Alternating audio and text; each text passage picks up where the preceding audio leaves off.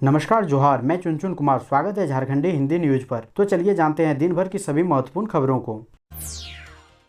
आज की पहली और बड़ी खबर, झारखंड कैबिनेट की बैठक आज। ब्लैक फंगस को महामारी घोषित करने पर लगेगी मुहर। 2 दर्जन प्रस्तावों पर भी चर्चा। मुख्यमंत्री हेमंत सोरेन के स्तर से की गई घोषणा के बाद अब कैबिनेट की ओर से भी ब्लैक फंगस को महामारी घोषित करने का मुहर लगाई जाएगी। स्वास्थ्य विभाग की ओर से यह प्रस्ताव कैबिनेट के विचार के लिए पहुँच चुका है। इसके साथ ही छोटे बड़े लगभग 1 दर्जन प्रस्ताव तैयार है और इतने ही प्रस्ताव सोमवार को कैबिनेट की बैठक तक शामिल हो जाएंगे। माना जा रहा है कि मंगलवार को कैबिनेट की बैठक में 2 दर्जन के करीब प्रस्तावों पर विचार किया जाएगा। कैबिनेट के समक्ष नई उद्योग नीति को लेकर भी प्रस्ताव पहुंचाने की सूचना है। अगले 5 वर्षों के लिए बन रही नीति में विभाग ने छोटे और मध्य उद्योगों को पूर्व की तुलना में अधिक राहत देने का मसौदा तैयार किया है। उद्योग नीति में कई और नई बातें जोड़ी जा रही है और पहली बार मल्टी स्पेशलिटी हॉस्पिटल खोलने पर भी सरकार ने राहत देने का प्रस्ताव दिया है। कोविड काल में संकट को देखते हुए यह निर्णय लिया गया है।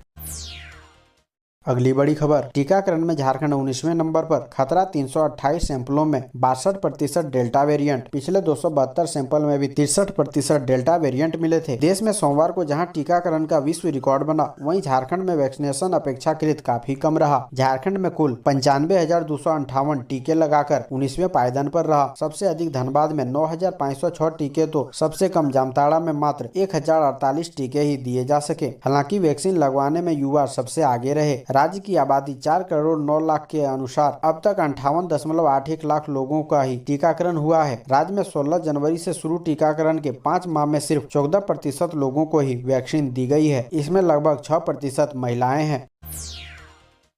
अगली बड़ी खबर, अपने झारखंड से अब हारने लगा कोरोना। 50 दिन में 40,000 लोगों ने कोरोना को दी मात। राज्य में अब मात्र 1489 एक्टिव मरीज बचे। रिकवरी रेट 98 के पार। अपने झारखंड से अब कोरोना हारने लगा है। राज्य में कोरोना की दूसरी लहर का प्रकोप अपने आखिरी दिन गिन रहा है। पिछले 50 दिनों में झारखंड में 40,000 से ज्यादा लोगों ने कोरोना को मात दी है। राज्य की रिकवरी रेट भी अब 98.08% पर पहुँच गई है। फिलहाल कोरोना के 1489 मरीज राज्य में एक्टिव है। कोरोना ने राज्य में सबसे ज्यादा तेजी से अप्रैल के आखिरी सप्ताह में अपना पांव पसारा था। 22 अप्रैल से 28 अप्रैल के बीच राज्य में 44,133 मरीज मिले थे। इतना ही नहीं, इसके अगले ही सप्ताह इस बीमारी से सबसे ज्यादा लोगों की मौत हुई थी। 29 अप्रैल से 5 मई के बीच कोरोना के कारण सबसे अधिक 951 लोगों को अपनी जान गंवानी पड़ी थी। दोस्तों, अभी तक वीडियो को लाइक नहीं किए हैं तो कृपया करके लाइक जरूर करें।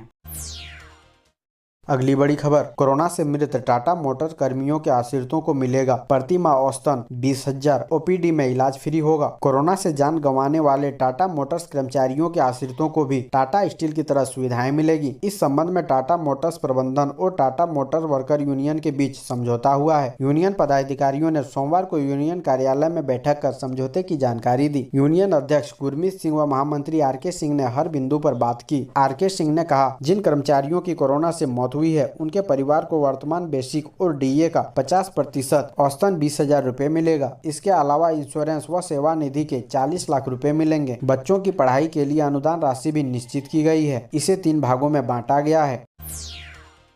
अगली बड़ी खबर, जापानी इंसेफ्लाइटिस संक्रमण, बच्चों में चमकी बुखार का खतरा, जल्द टीकाकरण करने का निर्देश। राज्य के 52% बच्चों को नहीं लगा JE1 का टीका। कोरोना संक्रमण के कारण बच्चों को कई जानलेवा बीमारियों का टीकाकरण नहीं हो पाया है। इसमें जापानी इंसेफ्लाइटिस यानी चमकी बुखार का भी टीका शामिल है। झारखंड में 52% बच्चों को JE1 का टीका नहीं लगा है, जबकि 61% बच्चों को JE2 का टीका नहीं लग पाया है। अब जापानी इंसेफ्लाइटिस संक्रमण काल नजदीक आने पर स्वास्थ्य विभाग की ओर से सभी बच्चों का टीकाकरण जल्द पूरा करने का निर्देश दिया गया है।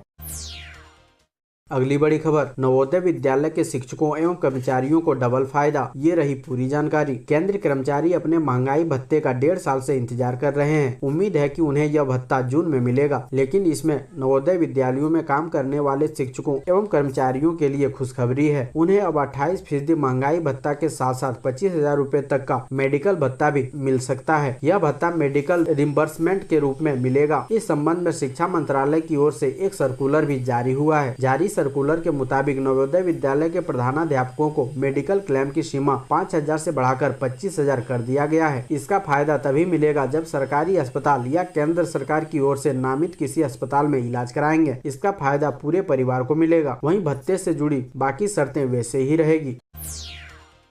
अगली बड़ी खबर, सरायकेला खरसावां जिले में 10,700 लाख मछली के जीरा का 90% अनुदान पर होगा वितरण। सरायकेला खरसावां जिले में किसानों के बीच मछली का जीरा वितरण किया जाएगा। इसको लेकर जिला मत्स्य विभाग ने पूरी तैयारी कर रखी है। इस वर्ष जिले के लगभग 400 किसानों के बीच 10,700 लाख मछली जीरा का वितरण होगा। वहीं जीरा के साथ साथ मत्स्य पालकों को जाल भी दिया जाएगा। जीरा 90% के अनुदान पर दिया जाएगा, जिसमें मत्स्य पालकों को प्रति जाल के लिए 2,000 रूपए DBT के माध्यम से भुगतान किया जाएगा। जिला मत्स्य पदाधिकारी प्रदीप कुमार ने बताया कि किसानों को दिए जाने वाले मछली जीरा को बड़ा आकार देने का काम किया जाएगा, जिसके बाद उन्हें बृहद जल क्षेत्र में छोड़ा जाएगा। उन्होंने कहा कि मछली जीरा वितरण होने से स्थानीय मत्स्य पालकों को सहजता से मछली जीरा उपलब्ध होगा। प्रदीप कुमार ने बताया कि किसानों को राज्य स्तरीय कार्यक्रम के तहत विशेष प्रशिक्षण भी दिया जा चुका है।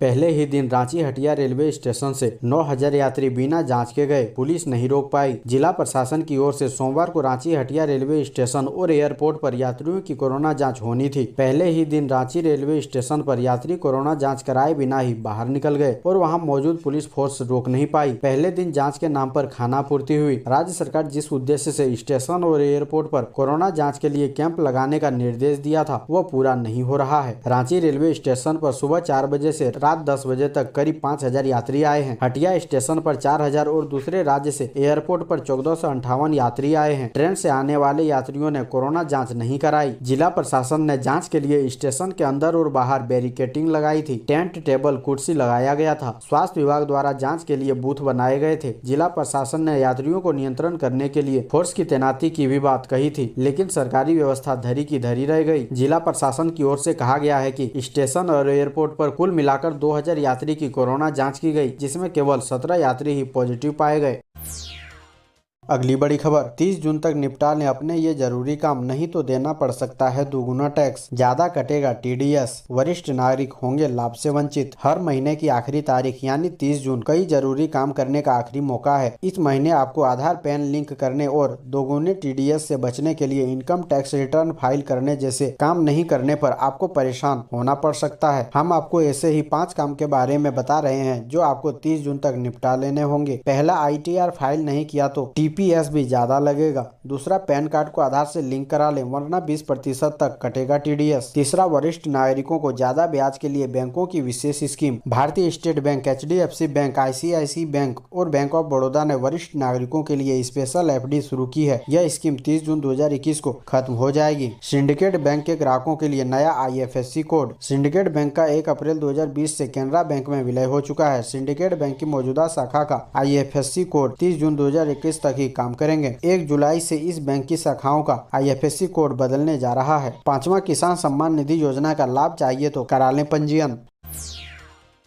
अगली बड़ी खबर, करंट की चपेट में आने से 2 की मौत। टीवी ऑन करने के दौरान बहू को लगा बिजली का झटका, बचाने में ससुर भी आया चपेट में, दोनों की मौत। धनबाद के पुटकी थाना क्षेत्र के गोपाली चक पासी धोड़ा में मंगलवार को करंट की चपेट में आने से बहू और ससुर की मौत हो गई। हादसे की सूचना पर मौके पर पहुंची पुलिस ने शवों को पोस्टमार्टम के लिए भिजवा दिया। महिला ने टीवी ऑन करने के लिए स्विच को दबाया और इसी दौरान उसे करंट का तेज झटका लग गया। उसे बचाने पहुंचे महिला का ससुर भी करंट की चपेट में आ गया। मृतकों की पहचान गुड़िया देवी और चमर पासी के रूप में की गई है। दरअसल टीवी लोहे के बॉक्स के ऊपर रखा हुआ था। गुड़िया देवी नहाने के लिए नदी जाने की तैयारी कर रही थी और उसके ससुर घर के बाहर बैठे थे। बच्चों ने जिद की तो गुड़िया देवी ने टीवी ऑन किया और इस दौरान बॉक्स में करंट आ गया और महिला उसी में चिपक गई। बच्चों ने शोर मचाना शुरू किया तो चमर पासी दौड़े हुए वहां पहुंचे और बहू को खींचना चाहा, पर वो भी करंट की चपेट में आ गए।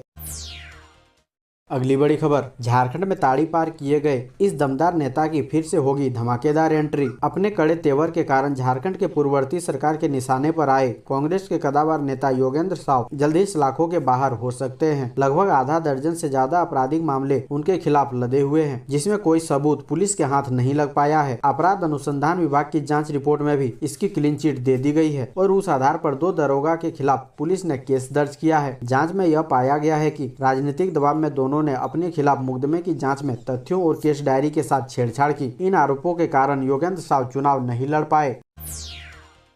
विश्व कुश्ती चैंपियनशिप के लिए चुनी गई झारखंड की चंचला कुमारी हासिल की यह उपलब्धि। 19 से 25 जुलाई तक बुडापेस्ट हंगरी में आयोजित होने वाली सब जूनियर विश्व कुश्ती चैंपियनशिप 2021 के लिए भारतीय कुश्ती टीम में झारखंड की महिला पहलवान चंचला कुमारी चुनी गई है। सोमवार को दिल्ली के इंदिरा गांधी इंडोर स्टेडियम में भारतीय कुश्ती महासंघ द्वारा आयोजित चयन ट्रायल में चंचला अपने सभी प्रतिनिधियों को परास्त कर सब जूनियर विश्व चैंपियनशिप के लिए क्वालिफाई करने में सफल हुई। झारखंड के इतिहास में यह पहली बार होगा जब झारखंड के किसी पहलवान का चयन विश्व कप चैंपियनशिप के लिए हुआ है।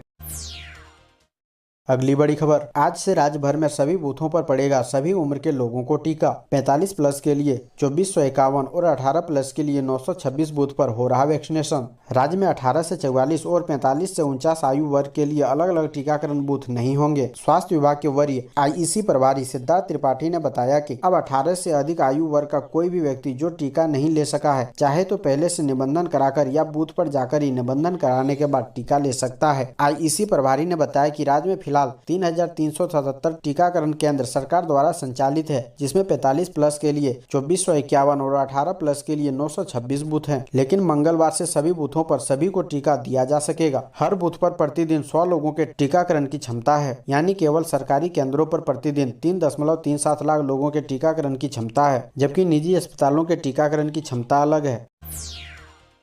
अगली बड़ी खबर, चतरा से अपराधियों ने आम्रपाली कोल परियोजना में फिर बोला हमला, 2 ट्रांसपोर्ट कर्मी घायल। अज्ञात अपराधियों ने सोमवार को एक बार फिर CCL यानी सेंट्रल कोलफील्ड लिमिटेड की आम्रपाली कोल परियोजना में गोलीबारी कर 2 लोगों को जख्मी कर दिया है। दोनों RKTC ट्रांसपोर्ट कंपनी के वर्कर बताए जा रहे हैं। उनकी स्थिति गंभीर है। चतरा जिले के टंडवा स्थित सामुदायिक स्वास्थ्य केंद्र में उनका प्राथमिक उपचार किया गया। स्थिति गंभीर होने के कारण चिकित्सकों ने उन्हें रिम्स रेफर कर दिया। घटना टंडवा थाना क्षेत्र के बरमसिया मोड़ के समीप हुई है। ऐसे ही महत्वपूर्ण खबरों को जानने के लिए हमारे चैनल को सब्सक्राइब जरूर करें। अब हमें दीजिए इजाजत, मिलते हैं अन्य महत्वपूर्ण खबरों के साथ। धन्यवाद।